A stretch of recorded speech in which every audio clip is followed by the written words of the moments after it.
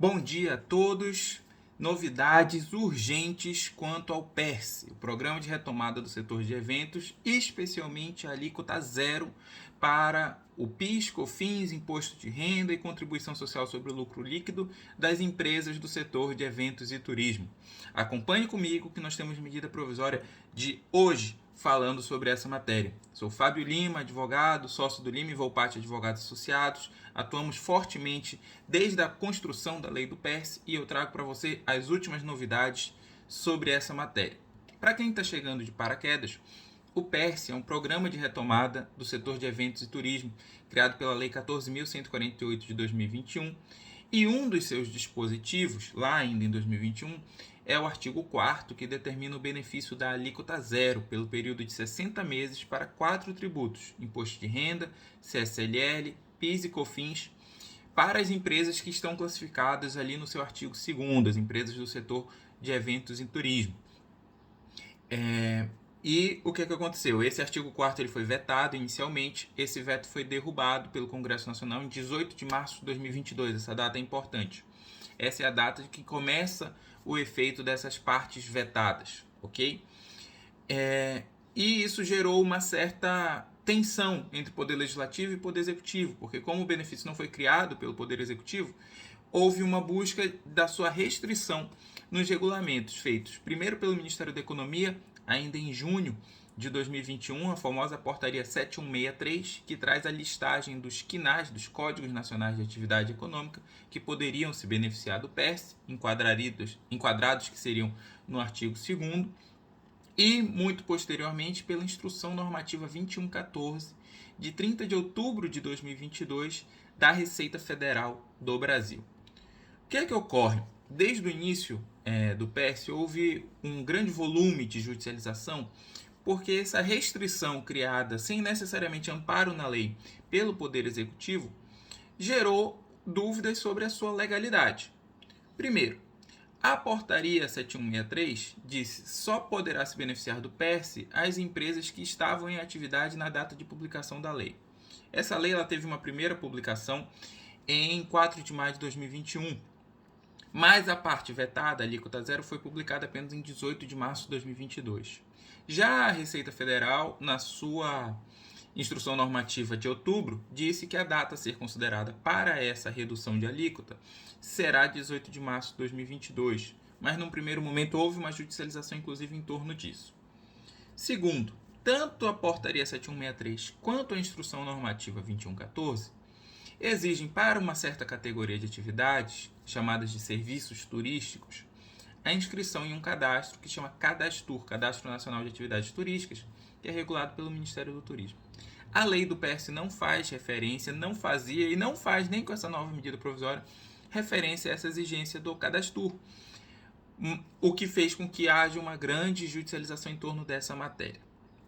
Outro ponto de judicialização é a restrição dessa alíquota zero apenas às receitas diretamente relacionadas. Acompanhe comigo. A Instrução Normativa da Receita Federal, Instrução 2114, diz o seguinte: a empresa que já se enquadre, tenha o cadastro, esteja em atividade lá em 18 de março de 2022, ela pode ter várias atividades, certo? Ela pode, por exemplo, ser um hotel que tem uma atividade também de estacionamento, de lavanderia, de restaurante, de aluguel, de gestão imobiliária, por exemplo.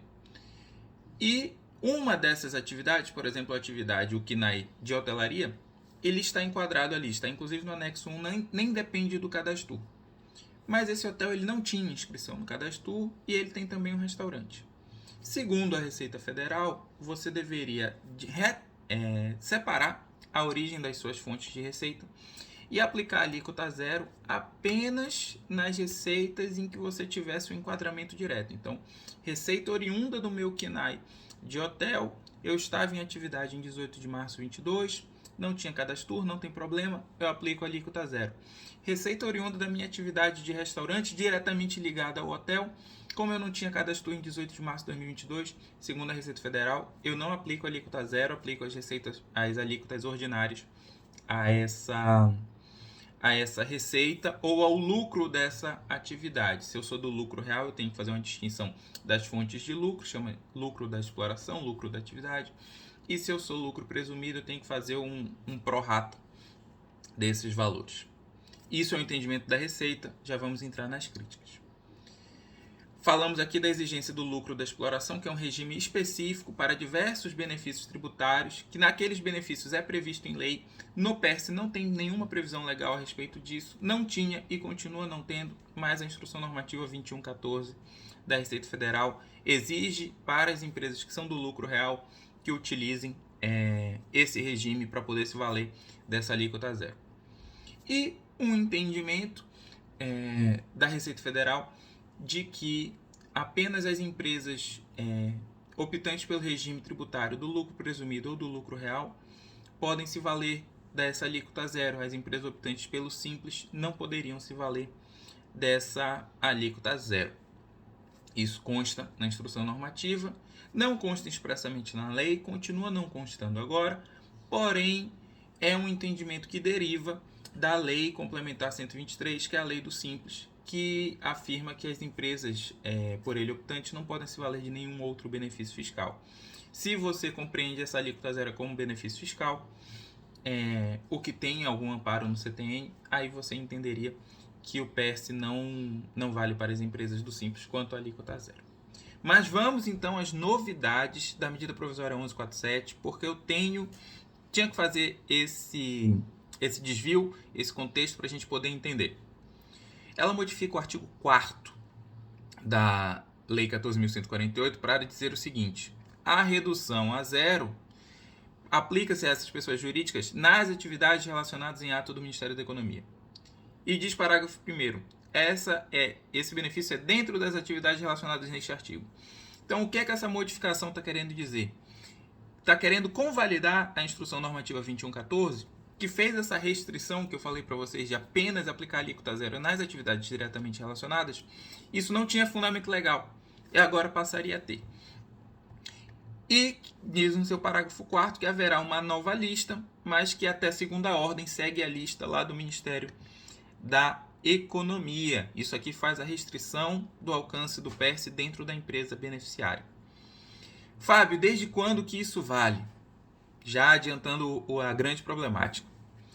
Diz a medida provisória que ela entra em vigor na data da sua publicação.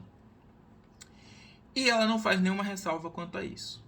Há um debate que é o seguinte: quando uma norma tem caráter interpretativo, ela simplesmente esclarece uma interpretação anterior, ela pode regredir até mesmo à origem do problema, então retornaria lá até 18 de março de 2022. Acredito que essa é a posição que o governo vai adotar. Mas essa norma não tem caráter interpretativo, ela tem caráter constitutivo, porque é uma restrição que não estava na lei, que veio indevidamente no regulamento e que agora surge na lei. Então ela restringe a alíquota zero, ou seja, ela aumenta a alíquota, porque a alíquota sai de zero para a alíquota ordinária, então há um aumento de alíquota. Então ela deveria estar submetida à anterioridade nonagesimal e anual, porque todo aumento de alíquota tem que valer apenas no ano seguinte, no exercício seguinte e com 90 dias.